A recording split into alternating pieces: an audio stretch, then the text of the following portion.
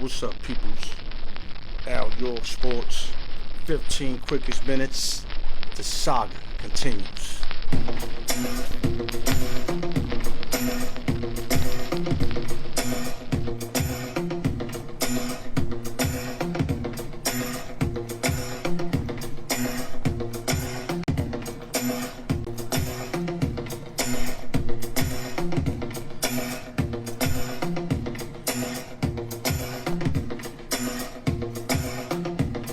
Salute to Reggie Noble, baby.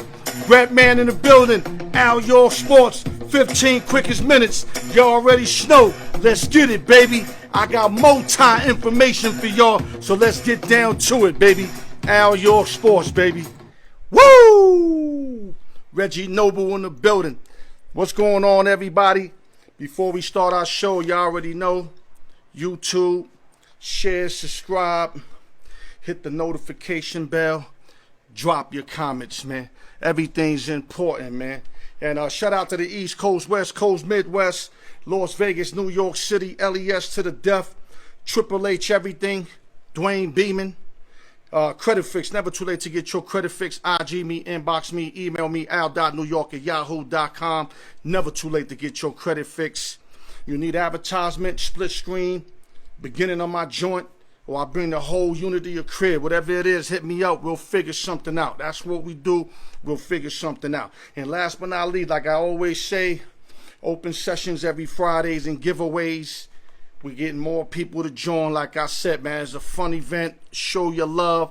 You know I deserve this, man. You know I put in the work, so I don't want to hear no flamboyant shit, man. I deserved it. I put in work 6-7 years.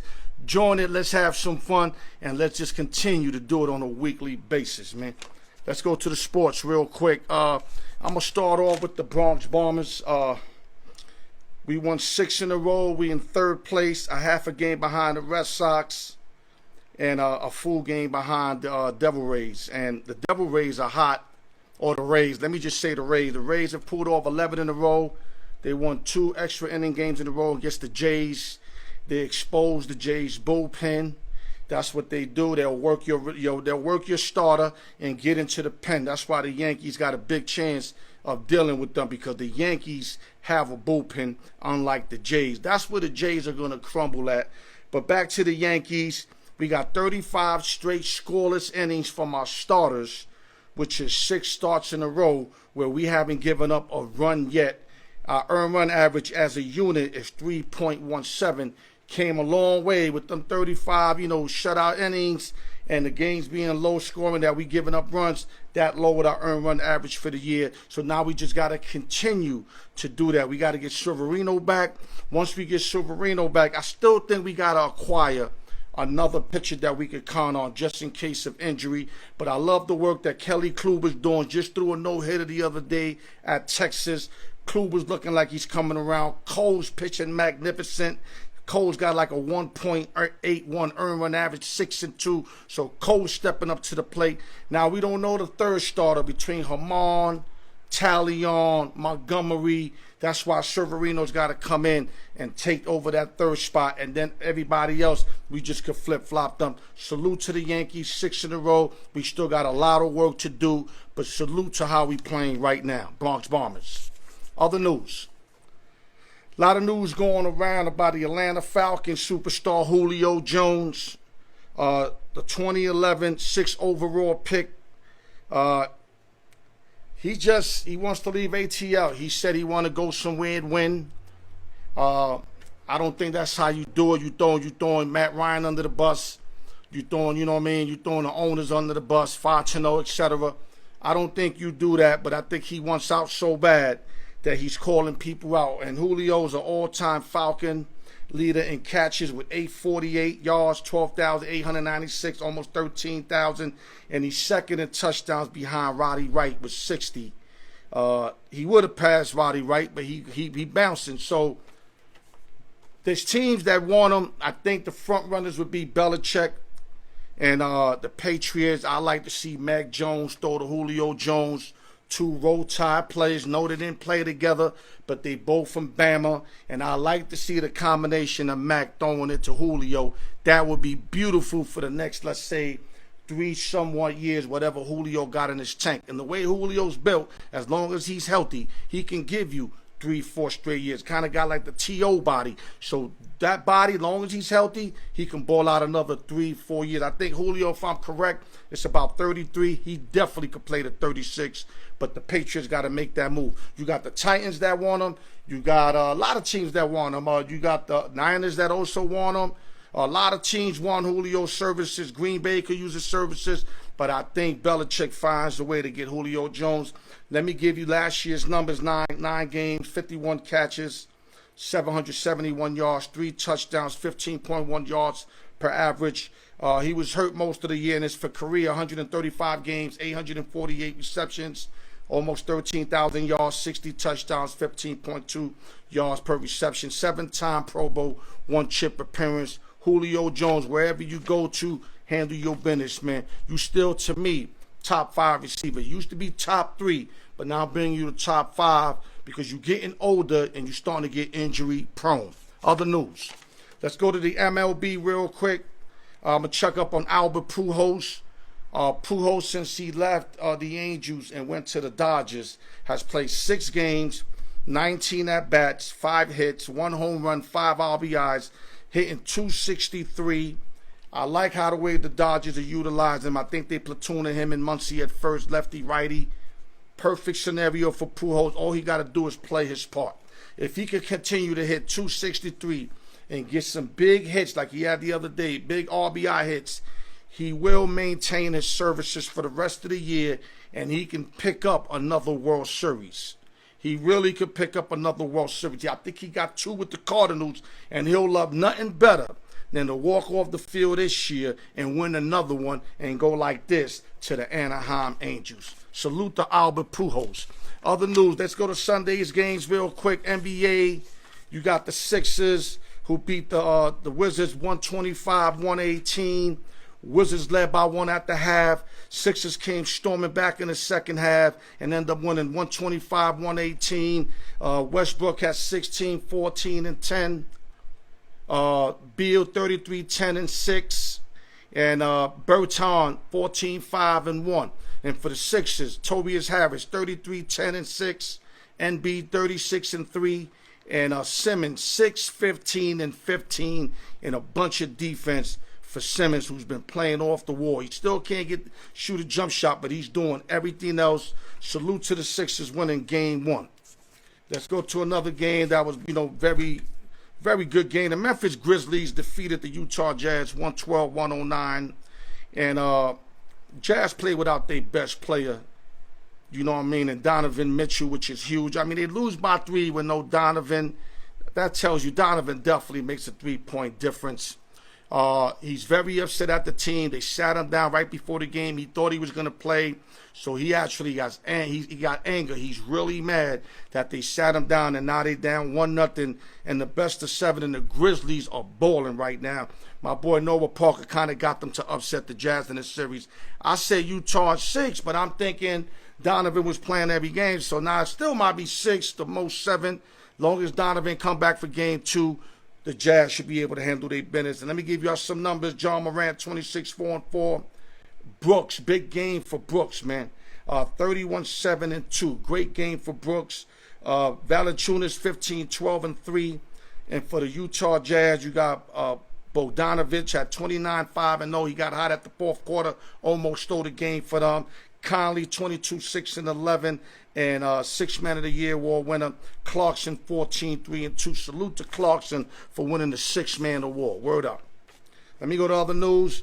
Let's go to the Valley, where the Suns beat the Lakers 99-90, and the Suns were up at half 53-45. In the game, they led the whole game, and they beat the LA Lakers. A lot of people think Lakers are going to win this series. If I had a gun in my head, I'd probably say Lakers in 7. I just think they're too big for them. But if Ayton can play like he did in game 1 on a consistent basis, which I know he's not, but if he does, I think Phoenix can win the series. I think Booker does enough. I think Paul does enough. You understand me? But if Ayton is the key. Anthony Davis had a horrible game. He called himself out. Look out for a Davis game 2 blowout. Davis is going to come out and put some numbers up. And let me give y'all some numbers. LBJ 18-7-10. Davis 13-7-2. Horrible game for Anthony Davis. And Schroeder 14-1-3. And for the Phoenix Suns, you got Booker 34-7-8. Booker went off. Ayton 21-16. Beautiful game for Ayton. And Chris Paul had an okay game. He hurt his shoulder. He could have put up better numbers, but he did a lot of other stuff to keep him in the game and keep him a lead. That's one thing about Paul. He might not put it all in numbers, but he can do a lot of other stuff. And he had 7-4-8. Great win for the Suns. Suns lead the series 1-0 in a series, I think, that's going 7 games. Last but not least, my New York Knicks. If y'all see me on my live yesterday, I kind of lost it. I took the video down because, like I said, I kind of lost it. It was a great game. Knicks lost 107-105. We were down at the half, 52-50. No excuses. No excuses. Julius Randle had a bad shooting day. But like I told my boy Felix, he did everything else good. He passed the ball good. He rebounded good. He just didn't have his touch for the day. Real horrible shooting day for Julius Randle. I think if I'm correct, he shot something like 6 for 22, something like that. I might be a little off, but something in that neighborhood. I mean, we still could have won the game. There's no excuses. We couldn't figure out a way how to guard Trae Young. Trae Young broke our defense the whole game. The whole game. And as soon as he breaks the defense, he's a master with that floater, or he can kick it out. And they was definitely hitting. Bogdanovich had a big game from the outside. Sweet Lou Williams can can that. Hunter and Collins, them young boys, they were canning some open shots. Great game for the Atlanta Hawks, who went up 1-0 and beat the New York Knicks at the Garden. And if I'm telling y'all, if we play what I'm going to say, not our best game, I'm not making excuses. Hawks forced that. We didn't play our best game, and we only lost by 2.